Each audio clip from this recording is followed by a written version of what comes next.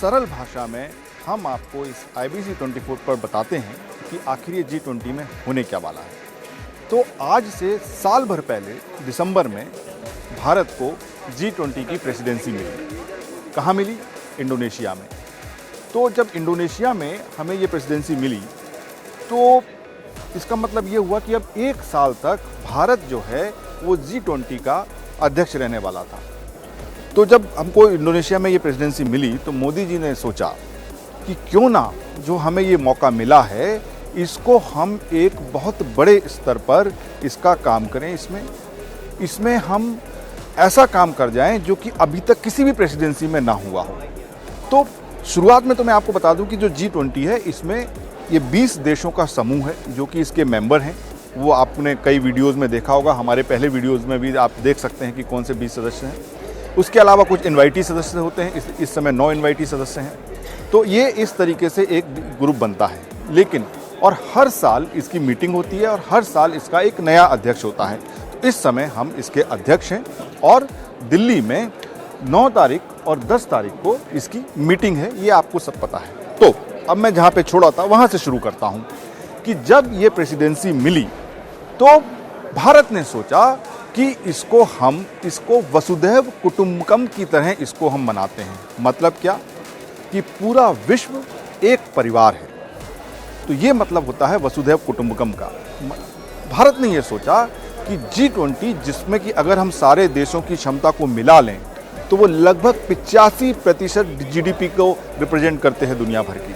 तो क्यों ना हम इसको इस तरीके से मनाएं कि जो पूरी दुनिया है वो एक परिवार है। और हमने इसमें ये सोचा कि हर एक आदमी तक, हर एक मानव तक हमको इस G20 के जरिए जुड़ना है, पहुंचना है, उनकी बात करनी है। तो जब ये सोच लिया गया कि वसुधैव कुटुंबकम इसकी थीम होगी तो उसमें से 3 सूत्र निकले। पहला सूत्र था वन अर्थ। वन अर्थ का मतलब था कि इस दुनिया में, इस धरती पर जितने भी मानव हैं उनके विकास की, उनके हित की, उनके लाभ की बात हम अपने G20 प्रेसिडेंसी में करेंगे। उसके बाद उन्होंने जो दूसरा मंत्र सोचा वो था वन फैमिली। मतलब कि हम पूरी दुनिया को एक परिवार समझेंगे और जिस तरीके से हर परिवार में हर व्यक्ति की, चाहे बच्चा हो, बूढ़ा हो, माँ हो, बाप हो, बहन हो, भाई हो, हम पूरी दुनिया को एक फैमिली मानेंगे और हम उस तरीके से उनके भले की बात करेंगे। और तीसरा जो मूल मंत्र था वो था वन फ्यूचर। तो वन फ्यूचर का मतलब हुआ कि पूरी दुनिया का, पूरे परिवार के भविष्य की जो हम बात करें वो एक जैसा भविष्य होना चाहिए, एक समृद्ध भविष्य होना चाहिए, उन्नत भविष्य होना चाहिए। ऐसा भविष्य होना चाहिए जिसमें कि परिवार के हर व्यक्ति को एक मौका मिले अपने जीवन में अच्छा करने का और सफल होने का। तो इस तरीके से भारत ने अपनी जो प्रेसिडेंसी के दौरान वसुधैव कुटुंबकम का ये पूरी व्यूह रचना रची। तो ये हमने सोचा और उसके ऊपर हमने पूरा इसमें काम किया।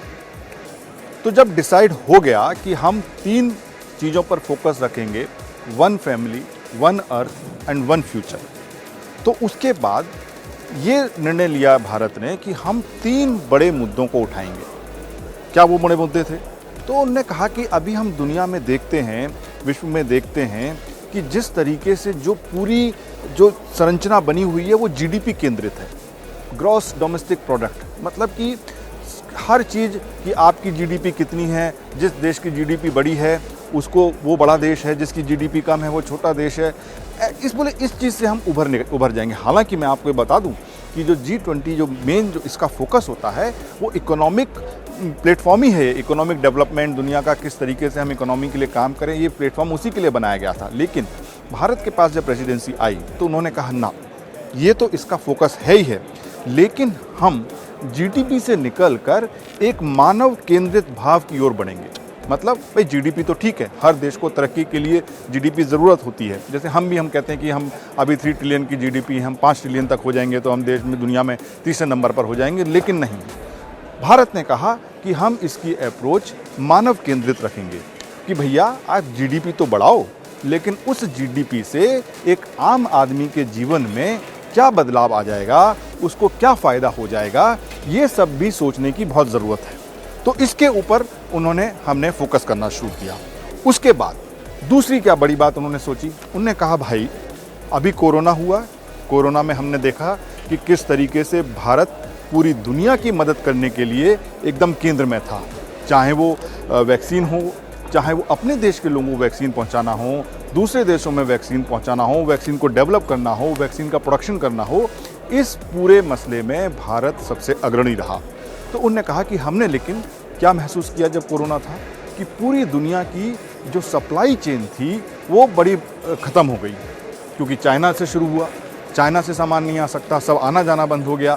अगर एक ही जगह सारी चीज़ें प्रोड्यूस हो रही हैं, अगर वहीं सस्ता बाज़ार है तो बाकी लोगों को कैसे मिलेगा रॉ मटेरियल, बाकी चीज़ें कैसे मिलेंगी। तो ये जो सप्लाई चेन जो ध्वस्त हुई, तो भारत ने कहा कि नहीं, हम क्या करेंगे, जो देश की जो सप्लाई चेन है पूरी दुनिया की, उसको रॉबस्ट बनाएंगे।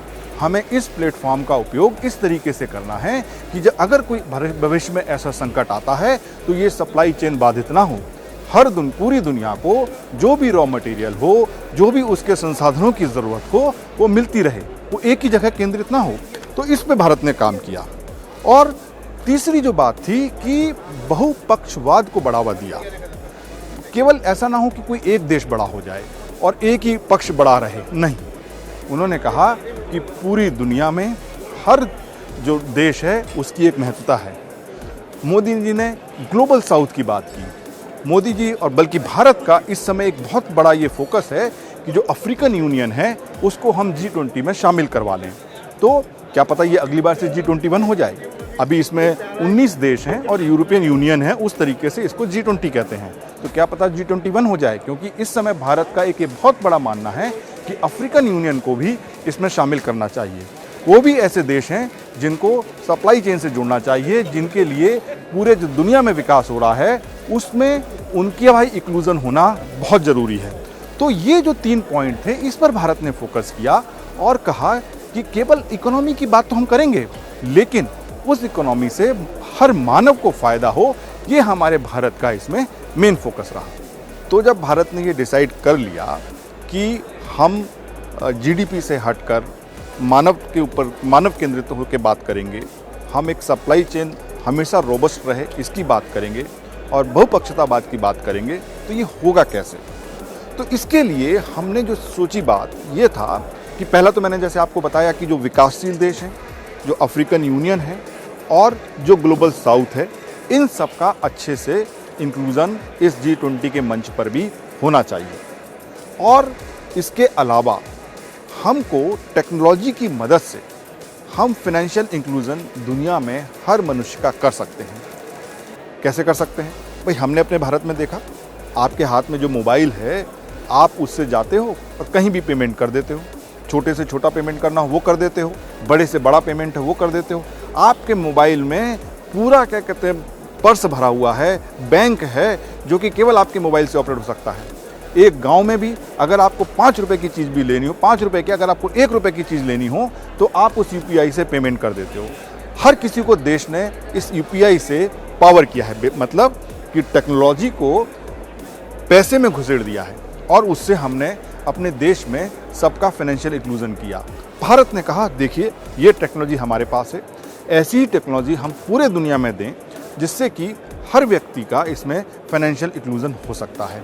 अब इसको करने के लिए, क्योंकि मैंने आपको शुरू में बताया था कि जो ये फोरम है बेसिकली एक इकोनॉमिक डेवलपमेंट वाला ही फोरम है, जो कि 1999 में तब बना था जबकि कई देशों में ये लगा था कि इकोनॉमी डूब जाएगी, तो उसमें कैसे उससे उभरे उसके लिए ये बनाया गया था। तो जिस तरीके से भारत ने पूरे दुनिया को योगा दिया, आप देख रहे हैं कि यहाँ पर इन्होंने योगा डाला है, तो जिस तरीके से पूरी दुनिया को योगा दिया, उसी तरीके से फाइनेंशियल इंक्लूजन जो टेक्नोलॉजी की मदद से है वो इसमें देने की बात सबसे प्रमुख मुद्दे के तौर पर कही जाएगी।